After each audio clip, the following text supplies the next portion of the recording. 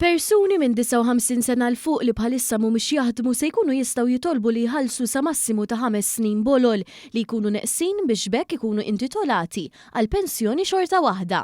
Din hi miżura oħra mill-Baġit 2026 li tħabbar fl-aħħar ta' Ottubru li għadda, immirata favur faxxa ta' persuni anke jekk żgħira li setgħu spiċċaw f'din iċ-ċirkustanza anomala u allura maqdux l-10 snin ta' bolol meħtieġa biex jirċievu lanqas rata ta' pensjoni kontributorja.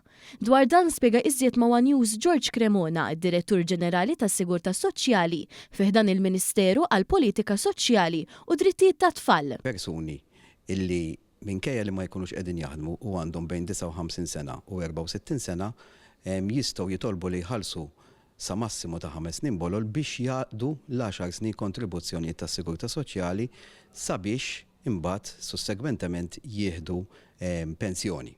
Żied jgħid li n-nies li diġà għalqu l-65 sena jew aktar xorta għandhom iċ-ċans li jibagħtu l-applikazzjonijiet tagħhom permezz ta' struttura ġdida li nħolqot minn kumitat fid-Dipartiment tas-Sigurtà Soċjali.